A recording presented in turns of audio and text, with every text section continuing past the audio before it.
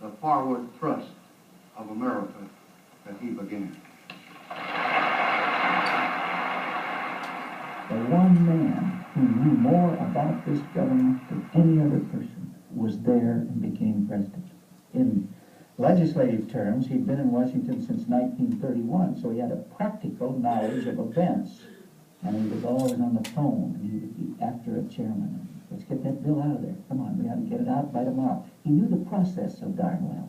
So he was testifying for $60,000 for you. Now, you're not going to beat me on excise taxes and run my budget this year. Now, who are you going to take? You going to take all your Republicans? Give me one or two of them, and let them be prudent. You're a hard bargain. Where do you get them from?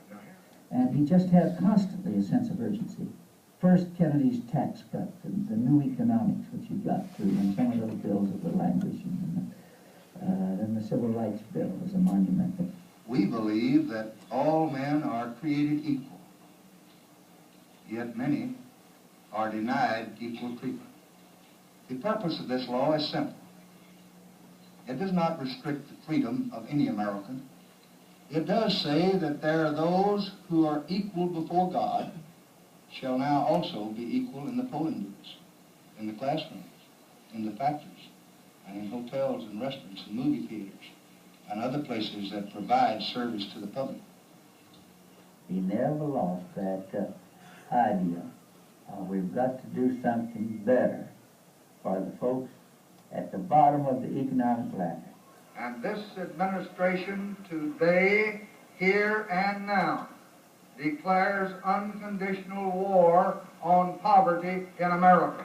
The president was at the height of his popularity during the 1964 presidential campaign and was elected in his own right by a popular vote larger than that of any previous president. There would be but one hint of the turbulent years ahead. Events in Vietnam, a conflict he inherited, would change. It is my duty to the American people to report that renewed hostile actions against United States ships on the high seas in the Gulf of Tonkin have today required me to order the military forces of the United States to take action in reply. His senior advisors felt we were headed correctly in Vietnam. The legislative branch of the government was absolutely solid. It was rare to find a voice that counseled caution or advised that we not do it. Events in Vietnam would not deter the president's efforts to create what he termed the Great Society. He was up at 4, and he started his second work day at 4 o'clock in the afternoon, and he worked right through until midnight. And he did it every day. He really cared about education and about health. My first job after college was as a teacher in Cotulla, Texas, in a small Mexican-American school. My students were poor, and they often came to class without breakfast, hungry.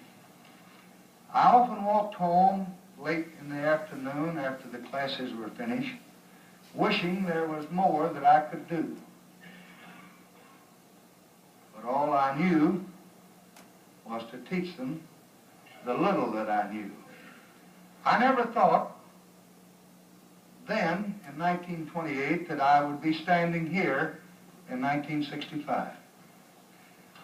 It never even occurred to me in my fondest dreams that I might have the chance to help the sons and daughters of those students and to help people like them all over this country.